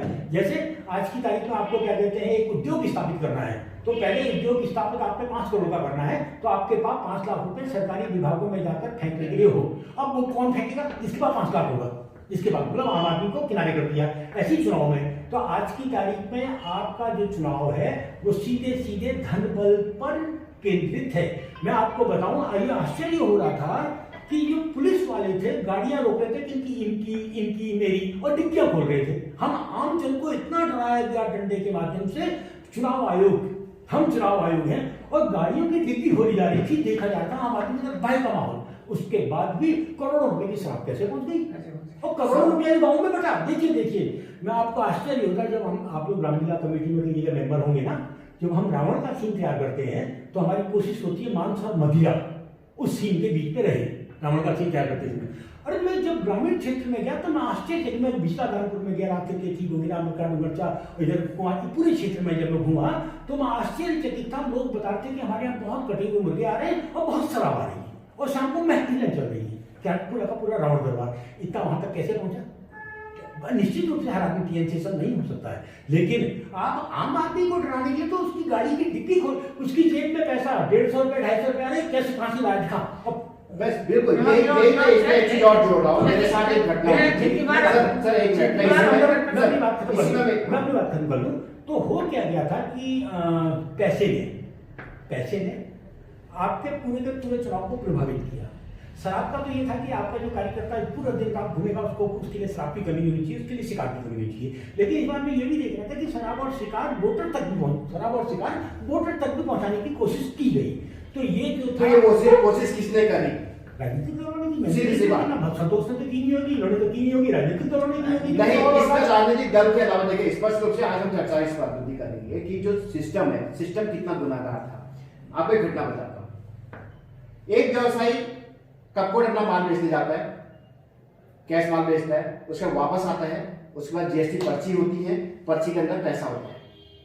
पुलिस वाले हर्षला के पास गाड़ी को रोकते हैं, पर्ची से पैसा निकालते हैं, पैसा अपने पास रखते हैं, पर्ची उस आदमी को वापस दे देते हैं। उसके बाद उसको फोन किया जाता है, भाई तुमने ये पैसे क्यों लिए, एसओजी की टीम ने दिया। उसको फोन किया जाता है कि आपने पैसा क्यों लिया, क्योंकि उसके बाद जीएसटी की पर्ची पूरी थी, ठीक है। उससे कहता है कि जीएसटी की पर्ची दी है, तो उसको बताया जाता है भाई जिस थैले से तूने पैसा निकाला वही पर्ची थी, हालांकि वो अंग्रेजी में थी, तुझे पढ़ना नहीं आना था, ये हमारी गलती नहीं है। उसमें पूरा ट्रैकिंग में था, पुलिस जेब एक दिन पहले की उसमें बिल थे, डेट भी बनाया था, समय था बिल का। उसके बाद भी आपने उसका पैसा जब्त कर लिया 18-19 तारीख डीएम के हस्ताक्षर के बाद, वो जबकि 24 घंटे में आपको पैसा मिल जाना चाहिए। एक व्यवसाय की उसकी पूंजी होती है, आपने 2 या 3 हफ्ते बाद उसका पैसा ले लिया, उस दौरान वो 1 लाख 1.5 लाख उसका जो जब्त हुआ है पैसा, किसी ने मानसिक तनाव में रहा होगा। तो ये सिस्टम का रवैया था चुनाव के दौरान। आचार संहिता के नाम पर आप कुछ भी कर लो। देखिए आचार संहिता का धर्म क्या है? आचार संहिता का धर्म है कि सरकार भंग हो गई है, इसलिए जनता को कोई परेशानी ना हो, जनता को कोई परेशानी ना हो, और नई सरकार चुनने में जनता को सहजता से सरकार चुन ले। लेकिन हो क्या रहा था, आचार संहिता के नाम पर आप डरा किसको रहे थे? तो सिस्टम में तो कर देगा। अच्छा, दूसरा मैं तो कहता हूं कि इतनी अभी आप चलिए, आप 2 लोगों की एक टीम बनाइए और ग्रामीण क्षेत्र में चले जाइए, आपको शराब की वो बोतलें मिलेंगी जो बागेश्वर की दुकानों में बिकती नहीं थी, वो पिथौरागढ़ की दुकान में जो बिकती थी वो वेपर मिलेंगे आपको वहां पर, और आपको शराब की इतने अधिक पौवे मिलेंगे, इतने अभी आएंगे कबाड़ी के माध्यम से आएंगे लौट कर कुछ दिनों के बाद। और दूसरा, एक जैसे मैं वहां के दुकानदार से चुपचाप जाकर पूछिए तो एक ही जैसे बंडलों की जो नोट चलन में आते हैं वो आपको दिखेगा। तो सीधा सीधा आपके चुनाव को, आपको जैसे आपको उद्योग डालना है उसके लिए आपके पास पूंजी होनी चाहिए, यानी कि पूंजी का वर्चस्व आपके उद्योग पर स्थापित हो चुका है। वैसे ग्राम पंचायत के वार्ड मेंबर से लेकर लोकसभा के चुनाव तक पूरा का पूरा पूंजी का एक वर्चस्व स्थापित हो गया है। पूंजी आएगी तो उसमें शराब भी आ रही है, शिकार भी, रावण दरबार जो है बहुत देर से चुपचाप पड़े हैं। एक समस्या की एक शंका मेरी, शंका ये है कि देखिए, अगर आप ये कहते कि राष्ट्रीय मुद्दे हावी है, तमाम मुद्दे हावी है, हम कपकोट वालों को बहुत ज्यादा मुद्दे उनके राष्ट्रीय ज्यादा समझ में नहीं आते। समझ में क्या नहीं आते, उनका संचार की सुविधा ज्यादा परेशान है, सड़क उनके पास है नहीं, जो है वो ऐसी हालत नहीं है कि वहां सुरक्षित रूप से घर पहुंचा जाए। 30,278 वोट भाजपा को मिलते हैं, ठीक समझ में आ गया, ठीक है, कई चीजें फैक्टर ने काम किया होगा। कांग्रेस को मिलता 26,295 वोट। लेकिन जो ये तीसरा दल है जो 3,453 लाता है, यानी ये आप भूपेश बघेल, इन्होंने ऐसी कौन सी जागृति छड़ी कर दी कि ये जो 3,453 है, ये कौन लोग थे? या इनकी सोच नहीं थी, या इनको इन्हीं को मिला कुछ, या कुछ पता नहीं, आपने ऐसा कौन सा विजन वहां पर दे दिया जो लोगों के समझ में आ गया कि इनको देना चाहिए वो, और भाजपा को नहीं देना। ये कुछ चुनाव की ये रणनीतिक तौर पर भी अगर देखा जाए, कुछ दलों ने तो इस तरह का, मतलब मुझे ये लगता है, विगत चुनाव 2017 का भी देखो या अभी 2022 का देखो, जो मार्जिनल वोट, मुझे इनके रिजल्ट देख के लगा है कि केवल मार्जिनल वोट के लिए चुनाव लड़ने कुछ लोग तो आ रहे हैं। मतलब हम जिंदा रहे थे, लोग मेरे नाम याद है, ये बड़ा दुर्भाग्य है, बड़ा दुर्भाग्य है क्षेत्र का। पिछले बार अगर आप देखो, जीत हार का जो अंतर है, किसी का टारगेट वो है, बस जीत हार का जो अंतर है उस वोट को टारगेट करके ही चुनाव लड़ना, मतलब उनका जीत का मतलब नहीं है, कोई मतलब नहीं, जीत का मतलब नहीं है, सिर्फ मतलब रनर अप रहे या विनर रहे, इससे कोई मतलब नहीं है। और मुझे तो ये लगता है कि उत्तराखंड की राजनीति में कहीं ना कहीं ये बड़े जो छत्रम है, मुझे जो मेरा जो अपना एनालिसिस है कि बड़े जो छत्रम है जो देहरादून लेवल पे बैठते हैं, कहीं ना कहीं किसी न किसी के गुर्गे को हराने के लिए ये जो मार्जिनल वोट है ना, मतलब जो बड़े नेताओं के गुर्गे हैं, मतलब जो ये कहते हैं कि भाई इसके कितने कम आए देहरादून, तो हर किसी को वहां रोकने, तो उनके लिए जो बड़े छत्रम बैठे हैं देहरादून में, उनके 50-60 लाख रुपए कोई बड़ी बात नहीं है। अगर आप देखो कोई एक बड़े घोटाले में जो सैकड़ों करोड़ रुपए का घोटाला खुल सकता है, अगर उसको डर है कि अगर ये आदमी सीएम आता है मेरा करोड़ों रुपए का घोटाला खुल सकता है, हजारों करोड़ रुपए का, तो इसके जितने कम आदमी आए वो उनको वहां वो डैमेज किया जाए। तो मुझे तो यही लग रहा है कि कुछ लोग ऐसे इलेक्शन लड़ रहे हैं जो केवल मार्जिन जो वोट है उसके लिए इलेक्शन लड़ रहे हैं कि हम उसको मार्जिन वोट, 2 चुनाव के उदाहरण है लगातार, 2 चुनाव को लगातार 17 और 22 का मुझे ऐसा ही लगता है कि भाई 3-4 हजार वोटों को ही टारगेट करके 5,000-6,000 वोटों को टारगेट करके लड़ा जा रहा है। तो ये जो बेरनाथ चमटा, बालकृष्ण और ये कुछ लोग देख रहे हैं, ये लक्ष्मी देवी जो हैं 460 वोट, 831 वोट और टोटल वोट है चौथे चरण की अगर हम बात करेंगे तो 21, 10, 4 वोट, 17 वोट, 38 वोट, 12 वोट। तो ये क्या है, ये प्लांटेड है क्या? देखिए बुलारा जी, नहीं विपक्ष बागेश्वर विधानसभा में विपक्ष लगभग 40,000 वोट ले गया, लगभग 40,000, और जीतने वाला कैंडिडेट 32,000 वोट ले गया। आज भी जीतने वाला कैंडिडेट 50% वोट यहाँ का नहीं ले गया, वो कभी नहीं ले जाएगा। अच्छा, एक बात ही समझ में नहीं आई, जैसे आप कह रहे हैं बड़े मुद्दे, साल भर हम लड़ते रहे, प्राधिकरण से 3 लोगों की मौत हो गई, प्राधिकरण हमारा ये परेशान हो गई, ये हो गई, हमारे शहर में सीवर लाइन नहीं है, हम लड़ते रहे, सड़कों की समस्या में सड़क के लिए लड़ते रहे, सब कुछ हम लड़ते रहे। तो फिर चुनाव में ऐसा क्या हो गया कि ठीक है मतलब फुल भी बहुत हो गई, सब कुछ हो गया, रोजगार इंस्टीट्यूशन नहीं है हमारे पास। ऐसा क्यों करते हैं? देखो एक बात है, अभी भी जो है आप समझ नहीं पा रहे इस बात को। देखो राजनीति तो टॉप लेवल से चलते हैं, आप ये क्यों करते हैं? यहाँ तो टॉप लेवल वाला वोटर ये तो सर एक मैं देता हूँ ना, वोट आप देते हैं ना सर, ये आप क्यों समझते हैं? ये तो हमको तो इतना लंबा अनुभव ना, 80 से हम समझ रहे कि इंदिरा गांधी के नाम से, राजीव गांधी के नाम से वोट जीतते रहे। आज तो इसका मतलब आप जनता को उसकी समस्या में समझना। अरे दूसरी बात आपने कहते कि कृष्ण जी ने कहा कि अभी वो कहते कि आप ही नहीं कहा सर, आपके शब्द है, आपने कहा कि पैसा बहुत हावी रहा। देखिए एक बात है, यदि पैसे से अगर चुनाव जीता जाता तो धीरू भाई अंबानी संसद को खरीदने में कोई समय नहीं लगाएगा। तो आप क्या मान रहे हैं? इस देश में नहीं राजकुमार जी, आप बच्चे हैं, इस देश में जो है मैं कराऊंगी लोकतंत्र है कहाँ? आप बताइए। वही मैं आपके माध्यम से सवाल करना कराऊंगी लोकतंत्र है क्या कहाँ? आप मानते हैं कि लोकतंत्र आज सुरक्षित है? नहीं है। क्या आने वाली पीढ़ी को इससे आगाह करने के लिए सीनियर सिटीजन कोई पहल हम करें? अच्छा दूसरी बात देखो, वहां से राजस्थान से उनको विधायक को उठाया, वहां पहुंचा दिया, और क्या कहते हैं चमोली से बीटीसी मेंबर को उठाया, धारचूला पहुंचा दिया, और मध्य प्रदेश से इस बार भी तैयारी थी, आज भी तो तैयारी थी। आज मध्य प्रदेश सर एक बात आप ये मत की किसी उंगली नहीं बिछा दी, मध्य प्रदेश से उठा दिया तो हरियाणा। अच्छा एक बात बताइए, पहले जो चुनाव लड़े जाते थे उसमें कितना खर्चा होता भाई अनुमान? अच्छा एक बात है रजनी, वो जो ये हमारे राष्ट्रपति बने, जब प्रधानमंत्री थे देवेगौड़ा, क्या थे वो प्रणब मुखर्जी नहीं, वो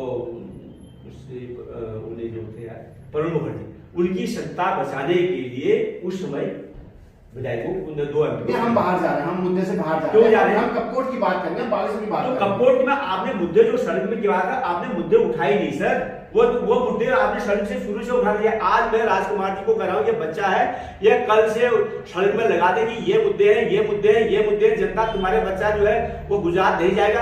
अगर मैं ये मुद्दे उठाऊंगा तो गुजरात नहीं जाएगा, लीसी के काम करूंगा तो गुजरात नहीं जाएगा, खड़िया पर काम करेंगे तो ये दिल्ली में बर्तन नहीं मिलेगा, और यहाँ का काम अगर यही मुद्दे उठाएंगे राष्ट्र बढ़ेंगे, ये जीतेंगे, ये लग के लिए इन पूरे 4.5 + 5 इसमें वही मुद्दे नहीं आए, लगातार मुद्दे रहे। ये मुद्दे पहले आए। लेकिन 10 4.5 साल तक मुद्दे रहे थे, 4.5 साल तक उन 38 आप सर्वे देखिए ना। मैं एक चीज और बताना चाहता हूँ, उन 38 ग्राम सभाओं में 2 आंदोलन हुए, पद यात्राएं भी हुई, संचार को लेके, जो आज हमारी मूलभूत जरूरत है इस आधुनिकता के दौर में, जहां देश कहता है कि आप डिजिटल पढ़ाई करें, अपने बच्चों को पढ़ाएं, जहां स्कूल बंद होने के कारण। लेकिन एक बात है, ये मुद्दे ये एक ही टेबल में एक ही दिन होगा, इसको हम ले जाते हैं ले जाते हैं ले जाते हैं। तो ये वही होगा, 4.5 साल तक धरना करेंगे, मुद्दे उठाएंगे, 4.5 साल बाद बंद हो गए। आज भी बंद होने बात का उत्तर दे दूं, इसने उठाया बागेश्वर में विस्तृत रूप से गैर राजनीतिक कोई आंदोलन था तो प्राधिकरण के खिलाफ पर आंदोलन विस्तृत रूप से गैर राजनीतिक था। पर आपने जो अभी कहा टावर वाली और नेटवर्क वाली बात, वो कांग्रेस के लोगों द्वारा किया गया एक कार्यक्रम नहीं है सर, वो कार्यक्रम संचार नहीं है, वो कांग्रेस का ही संचार है। एक सेकंड में बात कर रहा हूँ, हमारा प्राधिकरण का आंदोलन क्या खत्म हो गया है? नहीं देखिए, नहीं हुआ है ना, अभी भी चल रहा है किसी भी तरह का आंदोलन। तो हम यही कह रहे हैं कि प्राधिकरण नहीं सुनिए, प्राधिकरण का आंदोलन आज से शुरू होगा। अभी चल रहा है। सुनिए आज शुरू होगा, 4.5 साल चलेगा। 4.5 साल के बाद 4.5 के बाद मतगणना से एक हफ्ते पहले ऐसा क्या देखिए, हम चर्चा इस बात पर कर रहे हैं कि कपकोट में एक बड़ा विचित्र एक हफ्ते में ऐसा क्या हो गया। सुनो, कपकोट में एक बड़ा विचित्र सबसे बड़ी ना जनता, भाई मेरे को तो कमी सबसे बड़ी जनता की लगती है। देखो जनता में अवेयरनेस नाम की चीज धीरे धीरे जनता क्षीण होते जा रही है। भाई अभी आप लोग हमसे आगे की बिल्कुल, ये समस्या ये है। सबसे बड़ी बात, आप हमारे पहली जनरेशन के हैं, हम हैं। अब हमारे बाद की जो जनरेशन है उसकी मोबाइल में डाटा हो बस, और उसके पास सुबह शाम खाने के लिए हो, उसके अलावा समाज के सरोकार पर उसको जनसंपर्क उसको अपने आपसदारी रिलेशन इससे कोई मतलब नहीं। वो काम नहीं करना चाहता है, उसे गरीब दिखाने को, चटाई दिखाने को मिल जाएगा, तो वो काम समझ रहा है। वर्स्ट सिचुएशन में आगे आने वाली है जब कोई चिंतित ही नहीं होगा, जब किसी के मतलब समाज के प्रति कोई चिंतित नहीं होगा। और वही माँ बाप है कि वो ऐसे बच्चों को हाईली एजुकेटेड बताने वाले और फक्र से अपना कॉलर ऊंचा करने वाले माँ बाप अपने प्रेस्टीज इश्यू समझ रहे हैं। उन बच्चों को किसी सरोकार से, ना उनको परिवार से मतलब है, ना उन्हें सोसाइटी से मतलब है, ना और किसी चीज से मतलब है। तो आने वाला समय और ज्यादा मतलब विषम परिस्थितियां हमारे सामने आने वाली है जब कोई कुछ बोलेगा ही नहीं। तो मैं कह रहा हूँ कि जनता जिसकी जो अवेयरनेस है ना, भाई देखिए आप प्राधिकरण का ही मुद्दा है, भाई उससे कौन इफेक्टेड था? जो आदमी इमीडिएट एक मकान बना रहा है, सबसे पहले जो मकान बना रहा है, सबसे बड़ा दुश्मन उसका पड़ोसी क्या सोचता है कि यार इसके यहाँ नफरत हो, इसका पटवारी आया, इसका रास्ता ना दे, चाहे वो अपना रास्ता नहीं छोड़ रहा है, मतलब पड़ोसी सबसे पहले सोच रहा है कि अब उससे एकदम जैसे जब मकान बनाने आया तो वही प्रभावित हुआ। तो ये जो 5 साल की जो ये सरकार की जो पिछली सरकार है, जो इसकी कारगुजारियां रही, भाई उन्होंने आए दिन पेपरों में इसको हाईलाइट किया कि प्राधिकरण, सब मैं इस मुद्दे की बात कर रहा हूँ कि प्राधिकरण समाप्त किया जाता है, स्थगित किया जाता है। स्थगित किया जाता है तो लोगों में जो संगठन, अब संगठन ने क्या काम किया, इतने को इतना बना के प्रचारित किया, तो मतलब उसको ऐसे फैलाया लोगों को कि भाई ये तो खत्म हो गया, एक और खत्म हो गया। उससे हम यहाँ पे 8 लोग बैठे हैं, हम तो उससे प्रभावित नहीं है। हम 8 में से कोई एक अगर मकान एक कमरा बना रहा है तो वो प्रभावित, वो बाकी 7 लोग समझ रहे हैं कि ये स्थगित हो गया। तो ये इन्होंने छोटी ये इसमें कुछ नहीं किया। इसमें इन्होंने जो चालाकी के साथ जो अखबारों के माध्यम से कभी अपने प्रदेश अध्यक्ष के थ्रू कहा। अच्छा, ये चीजें तो मेरे समझ में आ रही है ना, ये एक लंबा चर्चा है। आज हम चर्चा इस बात पे बैठे हैं। मुझे एक चीज ये बताइए, आप लोग सब लोग लंबे समय से मतलब जमीन से जुड़े हुए आदमी, इसलिए हम लोग बैठे हुए शायद 4.5 साल तक कौन व्यक्ति, एक व्यक्ति मुझे ये बताइए जो ये कहता था कि कपकोट में भाजपा जीतेगी। इस बार 90% आदमी, 95% आदमी ये कहता था कपकोट में कांग्रेस आएगी। भाजपा वैसे बागेश्वर में था, बागेश्वर में विरोध था। चर्चा इस बात पे कि वो 6 महीने में, मैं तो 6 महीना भी नहीं कहूंगा, 10 दिन 2 हफ्ते में ऐसा क्या हुआ, ये समीक्षा का विषय है। कपकोट तो सीधा सा एक फंडा काम किया। अगर आप कपकोट की लीड को देखेंगे, बस वही फंडा मैं जानना चाहता हूँ, वो फंडा क्या? पूरी बात सुनेंगे। लीड को देखिए आप, तो 3,500 वोट की लीड जो सुरेश करके लाए हैं, वो तल्ला मल्ला पिछला रामपुर से करके लाए, यानी दानपुर से करके लाए। सुरेश का घर कहाँ है? दानपुर में। तो हम लोग जो उस क्षेत्र में घूम रहे थे, तो लड़की को लेकर एक प्रचार किया था, बाहरी आदमी है, ये प्रचार किया जाता था। हम जानते हैं कि सबके दिमाग में बाहरी आदमी नहीं था, ललित का बहुत बड़ा समर्थन भी वहाँ है, ललित वहाँ लोगों के दिलों में भी वास करता है, और भी प्रचार में ललित को ज्यादा वोट। तो एक बार जब जीते थे तब के नेता बाहरी आदमी हुआ, तो बात सुन लो ना, पहले बात तो पूरी सुन लो। अब हुआ क्या? क्योंकि इधर सुरेश गढ़िया को जो टिकट मिला था वो दानपुर के व्यक्ति को मिला था ना, तो उसने गढ़ियाओं में और अपने आसपास जो एक ताना बाना बुला, ये मेरा यानी हमारा आदमी, और वो बात क्या है, ठीक है ना। ये जो है आपको 2-2.5-3 हजार की लीड दे दिया, तो वही 2-2.5 हजार नहीं, बहुत बड़ा अंतर नहीं, अब वही लीड हार जीत का कारण। यही मैं जानना चाह रहा हूँ कि ये बाहरी वाला पहला सवाल मेरा, बाहरी मुद्दा पहले क्यों नहीं बना? मेरे को हंसी आई कपकोट में हमारे 2-3 मित्र पुराने बोले, अरे बात देखो आप भी तो पांडे जी के सर जी यही के हैं और ये बाहर का आदमी। मैंने कहा तुम क्या कहना चाह रहे हो कि मोदी जी गुजरात से बनारस साहब चुनाव क्यों लड़ते हैं? बोले नहीं, मोदी जी तो बड़े आदमी हैं, उनका नाम कहाँ आप कहाँ आ गए? अरे क्या आदमी की मानसिकता को देखिए ना, उनकी संगठन की। मोदी जी बड़े आदमी हैं, वो गुजरात आग से आ गए तो बाहर के नहीं है, लेकिन ललित पासवान बाहर का है, क्यों? तो ये फैक्टर बागेश्वर में क्यों नहीं लागू होता? तो वो तो सफाई बच गया। वहाँ दो आदमी चुनाव लड़ रहा, देखो पिछले बार काम नहीं किया ना, इस बार उसने एक छोटे क्षेत्र में दमपुर में, अभी अगर आप पुराने चुनाव के यहाँ पे लेंगे, पुराने चुनाव के यहाँ पे एक मिश्र साहब यहाँ चुनाव लड़ते थे, याद है? वो पुराने जब यहाँ आरक्षित तो एक ही विधानसभा। अच्छा, बाहरी वाला मुद्दा जो आप कह रहे हैं, तो 30,945 रामदास जी को भाजपा को मिलते हैं, 15,700 19,094 वोट कांग्रेस को मिलते हैं रंजीत दास जी को, जो कि बागी में रहते नहीं है। तो रहते नहीं, तो यही तो लेके उसको यहाँ कॉलेज के नाम से तो बाल कृष्ण था ना यहाँ। 1 मिनट, वो मूल यहाँ से है, मूल यहाँ से वो कांग्रेस की बात पे कह रहा है, सुरेश गढ़िया तो बाहर रहता है। नहीं, कांग्रेस आप बाल कृष्ण की बात करें, बाल कृष्ण कांग्रेस के नाम से था। एक चुनाव में एक ही फैक्टर को काम कर रहा है, नाम क्या है? दो फैक्टर दोनों फैक्टर अलग कैसे काम मैं कर वही रहे कह रहा हूँ कि सुरेश गढ़िया का अपना जहाँ वो रहता है, जो गढ़िया लोगों का घर है, जहाँ उसका घर है, उसके छोटे एरिया में आपने मेरी बात पूरी सुनी नहीं। आप एक मिश्रा साहब चुनाव लड़ते थे यहाँ, जब आरक्षित सीट थी ये बागेश्वर। अच्छा, दूसरी बार जब निर्दलीय लड़े थे तब भी उनको 2,500 वोट को पड़ा था, वो कपकोट का पड़ा था, जबकि कांग्रेस का वर्चस्व चलता था 177 है ना। तो जब आप जहाँ के आप होते हैं वहां पर आपकी लोकलिटी बनती है ना, वही लोकलिटी 3,500 वोट की लीड थी, भाजपा का वोट तो था ही था। देखिए, पहाड़ी और घरेलू वाली तो फैक्टर वहां भी लगेगा, तो यहाँ भी लगेगा। यहाँ भी 19,000 लोग कौन है वो?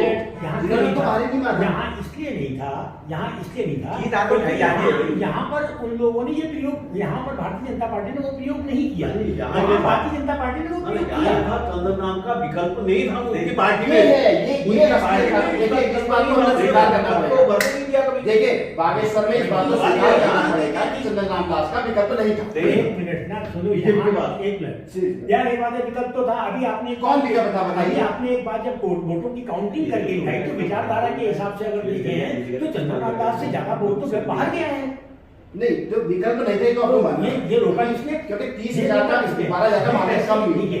तो बसंत कुमार जी का जो पिछली बार का चुनाव था, वो किसको नुकसान पहुंचा रहा था वैचारिक रूप से? वो तो हर जगह है। एक मिनट, कांग्रेस को नुकसान पहुंचा रहा था, बीजेपी को बिल्कुल नहीं छुआ उन्होंने। इस बार बसंत कुमार जी का जो प्रयोग था वो कांग्रेस को नुकसान पहुंचा रहा था, वो बीजेपी को बिल्कुल नुकसान नहीं पहुंचाया। गणित देख लीजिए, वोट का गणित देख लीजिए। तो अब आप इसको ये भी कह सकते हैं कि बसंत कुमार जी की वजह से बीजेपी 2 बार जीती है, और जो एक बहुत बड़ा फैक्ट भी होगा। तो यहाँ मुद्दा दूसरा था, वहां उस मुद्दे को बनाया गया। क्यों बनाया गया? इसलिए बनाया गया कि एक तो बाहर के ठीक थे, एक तो बाहर के ठीक थे, दूसरा भारतीय जनता कांग्रेस के अंदर भी 1-2 घटनाएं रात को कि मैं चुनाव लड़ूंगा आदि करके थोड़ी सी सामने आई थी। वो खर्च थे ना, वहीं पर जब गढ़ियाओं के वोट थे तो 98 के वोट थे, तो वो चीजें बनते बन गई, और वही ऐसी बनी कि आपको 3,500 वोट की लीड शुरू में जो मिली वही आगे तक चलती जाएगी। तो पांडे जी तुम बताओ, थोड़ी आपकी बात करो। आपने क्या जोर से बोलिए, आवाज बढ़ नहीं पांडे जी, मैं ये कर रहा हूँ कि देखो पांडे जी ने इतनी बात की, लेकिन पांडे जी ये सच्चे बताओ आपकी, हर लोगों ने कहा कि ये जो है ये नेतृत्व है, इसकी बड़ी पहुंच है। सुरेश गढ़िया अगर जो है विधायक बनता है, सरकार बीजेपी बनने लगे, पूरी लोगों के दिल में जाएगा। और इसमें अरे हमने कहा, हमको कहा ना, हमें पूछिए ना सर, हमको 10 टेलीफोन आए हमारे पास, ऑन रिकॉर्ड कर दिए हमारे पास, अगर ये विधायक बनता है कुछ काम करेगा, इसकी पहुंच है। ये वाली बात, ये बात 100% है। आपको नहीं लगे, मेरे को हाथ शॉट देकर बता दूं, लोगों ने तो कहा है, ये तो लोगों ने कहा है, ये बातें झूठ है।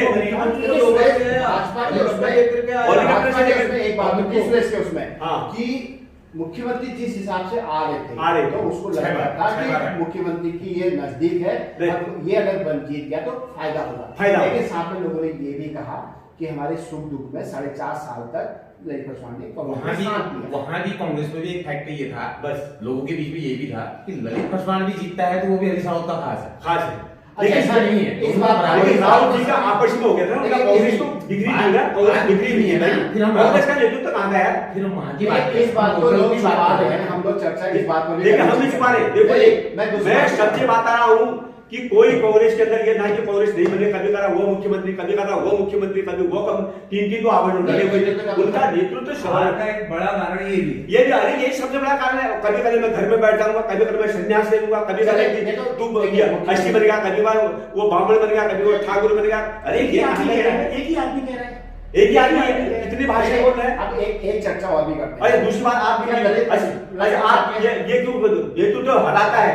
देखो अगर रणजीत रावत आज हमारे जवाई लोग जो है 30 साल से रामनगर रहते हैं, मेरे जवाई ने कह दिया कि ये हरीश रावत पगला गया, रणजीत रावत को 90% वोटों से जीता। रणजीत रावत जीत रहा था रामनगर से। और दूसरी बात अच्छा एक बात है, देखो एक बात है, हरीश रावत जी ने अगर नहीं बढ़ रहे शर्त अगर राहुल जी चुनाव लड़ते कोई ताकत नहीं उसको हटाने के लिए। अगर राहुल जी शर्त से चुनाव लड़ते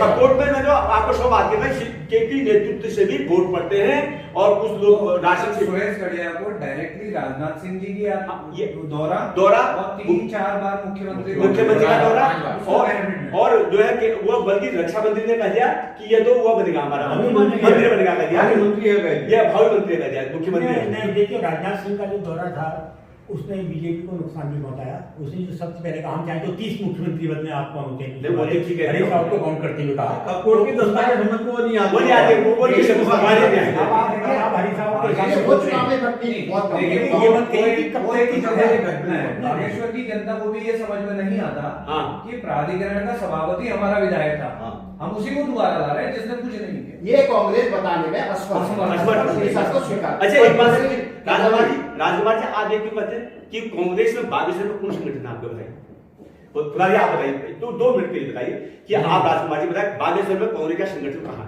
बताइए।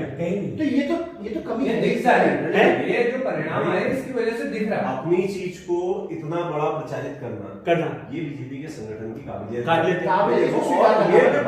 है। बड़े मुद्दों को जनता तक नहीं पहुंचा पाना संगठन के अभाव में। अच्छा ये बात है क्या कांग्रेस का काम 24 में वो पुतला चढ़ाने का काम है?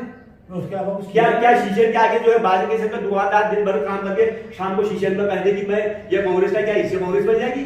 देखो सत्यता में आप मत बोलिए। अच्छा क्या जो हमने हम वहां के देखो हम वहां देखिए सर कमी को तो सब स्वीकार।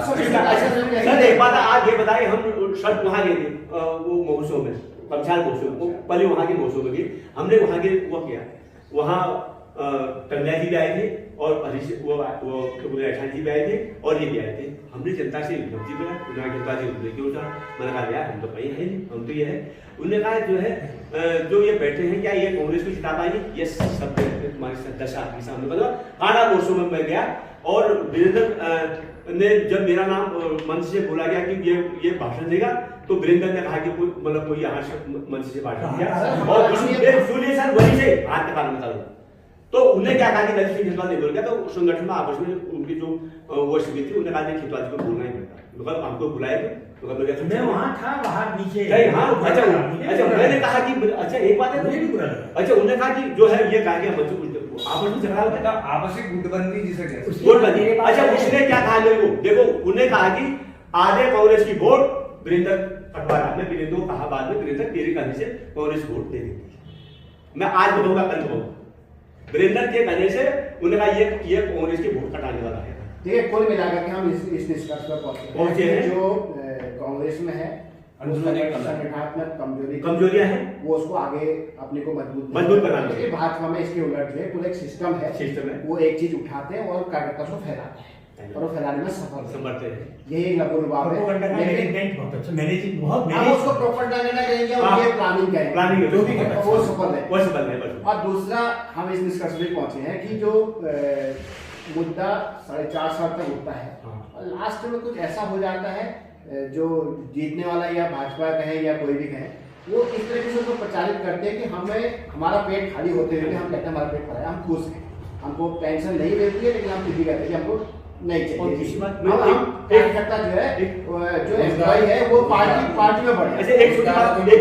इसमें एक छोटी बात बताओ, उस वक्त लोकल का लड़ाई होना, और उस वक्त मोदी को दुनिया कर रही है, अरे मोदी जी आइए, वो भी तो पढ़े लिखे लोग जो है, देखिए वो प्लानिंग का हिस्सा है, वो बनाने का प्लानिंग का हिस्सा है। देखो वो बहुत बड़ा।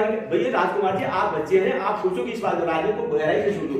पांडे जी आप पत्रकार हैं, सोचिए, देखो उसी समय देखिए सीनियर सिटीजन, हमारा जो सीनियर सिटीजन ग्रुप बना है, तो कितनी अवेयरनेस के लिए आने वाले समय में बागेश्वर अब हम लड़ाई लड़ रहे हैं। क्या कार्यक्रम आपकी? नहीं हम लड़ाई लड़ रहे हैं, आप देखिए हमारी लड़ाई लड़ रहे हैं, हम लड़ाई लड़ रहे हैं, अभी मुद्दे हैं, हम लड़ाई। अच्छा एक बात है, आप कब से लड़ाई लड़ रहे हैं? अब इसी में ये लेकिन सबसे बड़ी बात ये है, हम सब कह रहे हैं जनता ने वोट नहीं दिया। जनता कौन है? मैं हूं ना, आप है ना। आप कह रहे हो कि लोग नहीं समझ रहे हैं, हम ये कहिए कि हम लोग जनता को समझाने में विफल रहे। लेकिन एक बात है, हम सीनियर सिटीजन के ग्रुप के माध्यम से अब हम जनता के बीच में आने वाले हैं, और ये चर्चा में आपने हमको बुलाया और मैं धन्यवाद देता हूं। और इसीलिए कुल मिलाकर के हम ये बात तो हमको स्वीकार करनी पड़ेगी, चाहे कुछ भी है। 4.5 साल तक हम रोते हैं, 4.5 जीतते हैं, सब कुछ करते हैं। मतदान से एक हफ्ता पहले ऐसा कुछ चमत्कार हो जाता है जो आपकी जो पुरानी जो आपको रोजगार भी मिल जाता है, आपको संचार सुविधा भी मिल जाती है, आपको सड़क भी मिल जाती है, और हम खुश रहे। और जो फुलारा जी मैं बता रहा हूँ, फुलारा जी देखो फुलारा जी मैं बता दी, राहुल जी ने खुद कहा कि इनसे बात कर लेते हैं सीनियर सिटीजन से, और कांग्रेस के भाई ने कहा कि इनको अगर कांग्रेस में लाते हो तो हम कांग्रेस छोड़ देंगे। देखिए देखो ये भी बहुत मुद्दा है, ये देखिए ये आंतरिक मुद्दा हो सकता है, ये जनता का नहीं था, ये समाज का मुद्दा है। जनता के मुद्दों के बीच की बात क्या है? देखो एक बात है, ये मुद्दे आप देखो अब आगे वाले बात यही है, चर्चा का जो लगभग है, मुझे लगता है कि राजनीतिक दल, राष्ट्रीय राजनीतिक दल, क्षेत्रीय नहीं, राष्ट्रीय राजनीतिक दल जो है वो अपने मुद्दे जनता के बीच में बहुत चालाकी से स्थापित करने में माहिर हैं। और अगर हमें वास्तव में उत्तराखंड के क्षेत्रीय मुद्दों को उठाना है तो हमें राष्ट्रीय राजनीतिक दलों को बहुत गहराई से देखना होगा, समझदारी से देखना होगा। संभव हो तो हम अपने क्षेत्रीय राजनीतिक दलों को ताकत देंगे। और मतदान के जो चुनाव आचार संहिता से लेकर जब मतदान होता है तब तक वो मुद्दे रहने चाहिए, बस आइए भविष्य हम भूल जाते हैं उसको। वो साथी रहे ना, वो साथी रहे तो हम कब साथी बनेंगे? चुनाव कौन लड़े हैं? चुनाव राजनीतिक दल लड़ रहे होते हैं, मुद्दों की भी एक बात की जाए के बीच में वो बड़ा मुद्दा, वो मंदिर ले आएंगे, वो मस्जिद ले आएंगे, वो राम ले आएंगे, राशन।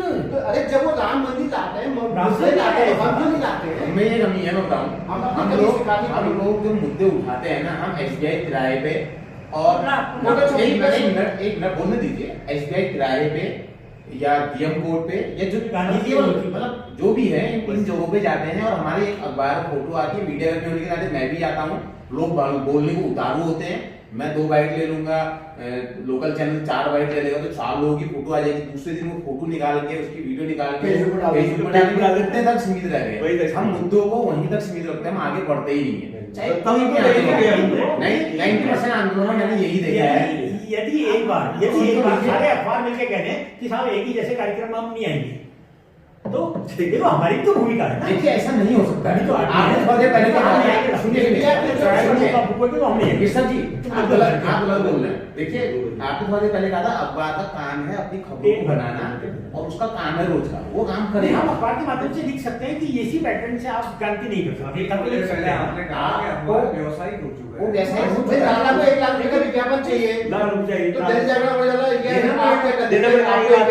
हम लोग मैं केवल मुद्दों की बात पर आ रहा था कि मुद्दे केवल वहीं तक सीमित रह गए हैं, बस दूसरे दिन फोटो देखते हैं और हम कहते हैं हम लाइक करते हैं, मेरा नाम हो गया, 25 लोगों ने उसे लाइक किया, 200 लोगों ने लाइक किया, बहुत खुश हो जाता है, 4-5-25 लोगों ने लाइक किया, वो वहीं तक सीमित रह गए। मुद्दे हम बढ़ेंगे नहीं, हम उठाएंगे नहीं, जाएंगे नहीं, कहां से होगा?